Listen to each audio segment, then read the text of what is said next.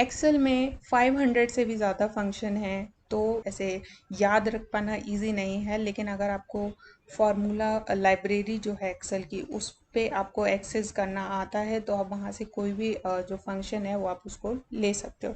जैसे यहाँ पे मैंने कुछ डेटा ले लिया, अब हम इस पे कुछ फंक्शंस जो हैं उनको समझेंगे। ठीक है, अभी आप देखोगे यहाँ पे कुछ टैब दिए हुए हैं। टैब में आप देखो, यहाँ पे एक फार्मूला टैब है। फार्मूला में आप जाओगे, ठीक है। इंसर्ट फंक्शन आपको मैनुअली वहाँ पे जाके आपको पता है तो आप फंक्शन यहाँ से इंसर्ट कर सकते हो। सम के लिए आपको यहाँ पे दिया हुआ है, ठीक है। रिसेंट यूज़, जब आप कभी भी ऑफिस में या कोई भी आप जब वर्क करते हो तो आप देखोगे कि एक ही टाइप की कैलकुलेशन कई बार आती हैं। तो जब आपके ऐसा होता है कि एक्सेल में कुछ ही टाइप के फॉर्मूले बार बार आ रहे हैं, तो वो आप यहाँ पे रिसेंटली यूज्ड में देख सकते हो। ठीक है, फाइनेंशियल फंक्शंस हैं। जब हम फाइनेंस रिलेटेड कोई भी interest, future value, present value, इन सब तरीके पे वर्क करते हैं, तो हमारे यहाँ पे मिल जाएगी वो लिस्ट। लॉजिकल, ए, फॉल्स, स्विच, ये सभी फंक्शंस हैं। टेस्ट फंक्शन, अगर हम कोई भी टेक्स्ट डेटा पे कोई भी फंक्शन अप्लाई करते हैं, वो टेक्स्ट फंक्शन कहलाता है। Date and time related function यहाँ मिलेंगे। लुकअप फंक्शन आपको यहाँ मिलेंगे, ठीक है। मैथमेटिकल एंड मोर फंक्शन यहाँ पे हैं। तो सपोज हमने यहाँ पे ये सैलरी है, ये कुछ एम्प्लॉयज़ का डेटा है, फर्स्ट नेम, लास्ट नेम, उनका डिपार्टमेंट, उनकी हायर डेट और उनकी सैलरी, ठीक है। हमें यहाँ पे फंक्शन लेना है, जैसे यहाँ पे देखिए आप ऑटो सम में कुछ फंक्शंस हैं। सपोज आपने यहाँ पे फर्स्ट फंक्शन लिया सम, आपने उसको एंटर किया, उसने ऑटोमेटिकली ये रीड कर लिया कि ये इस रेंज को सम करना है। अगर आपको चाहिए कि वो रेंज आपको कम ज़्यादा करनी है, आप यहाँ से कर सकते हो, ठीक है।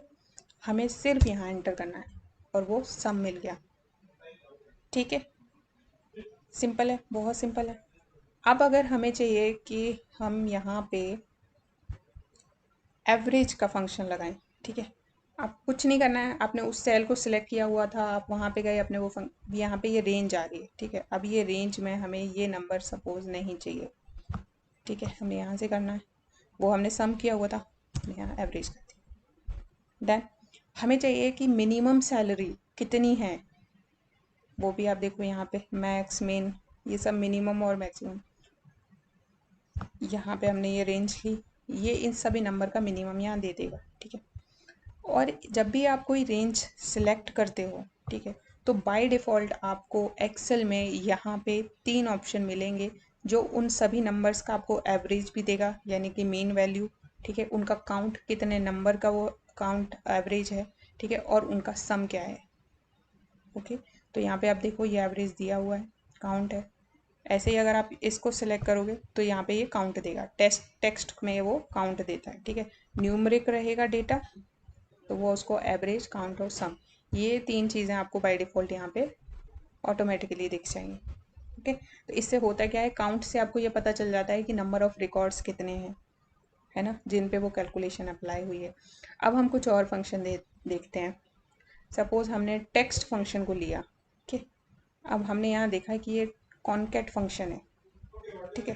कॉनकैट फंक्शन को आपने जैसे ही लिया, यहाँ पे एक बॉक्स ओपन हो गया, टेक्स्ट 1 एंड टेक्स्ट 2, जिसको कॉनकैट करना है। कॉनकैट पता है ना, ऐड करके टेक्स्ट को ज्वाइन करके देता है। टेक्स्ट 1 में हमने क्या करना है, ठीक है।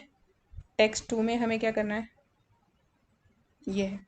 हम इसको ओके कर देंगे अगर, तो ये देखो ये कॉनकैट होके आ गया, ठीक है। बट अगर आप चाहते हो कि इसमें स्पेस भी हो, है ना, तो हम क्या कर सकते हैं, हम यहाँ पे जाके ये मॉडिफिकेशन कर सकते हैं कि कोई भी आप डबल कोट में वैल्यू पुट करते हो, ठीक है, तो वो एज अ टेक्स्ट ली जाती है। तो हमने यहाँ डबल कोट में क्या कर दिया, स्पेस दे दिया एक, और हम एंटर मारेंगे, ये हो गया। अब आपको सिर्फ ये ड्रैग करना है और ये इन सब में अप्लाई हो गया, ठीक है। ऐसे ही कॉन्केट से ही जुड़े आपको कुछ और फंक्शन चाहिए, जैसे लोअर फंक्शन है, ठीक है।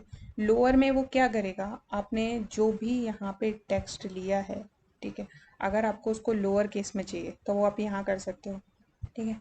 आप इसको इस तरीके से ड्रैग कर दो, सभी के नाम आपको लोअर केस में मिल जाएंगे। आपको चाहिए कि आप यहाँ पे अपर केस में अगर आपको कुछ भी टेक्स्ट रिलेटेड या प्रॉपर चाहिए, यहाँ पे आपको बहुत सारे ऑप्शन मिल जाएंगे, ठीक है। कॉनकेट, कॉनकैटिनेट, टेक्स्ट जॉइन, ये तीनों ही फंक्शन जो है वो हमें टेक्स्ट को ऐड करने के लिए ही होता है, बट इनमें डिफरेंस क्या होता है देखिए। चलिए टेक्स्ट जॉइन को लेते हैं हम लोग। डीलिमिटर, डीलिमिटर मतलब उन वर्ड्स को आपको किस के थ्रू अलग करना है, कॉमा के थ्रू करना है, ठीक है, स्पेस देना है। तो सपोज हमें यहाँ पे स्पेस देना है, हमने यहाँ डबल कोट में स्पेस डाल दिया। इफ एंड टेक्स्ट वन सूरज, ठीक है, टेक्स्ट टू सक्सेना, ओके, हो गया। बहुत इजी है। आपको सिर्फ क्या करना है, आपको ये फार्मूला बार में जाके आपको ये देखना है कि वो फंक्शन जो है वो किस कैटेगरी का है, और आपको वहाँ से जाके वो फंक्शन ले लेना है।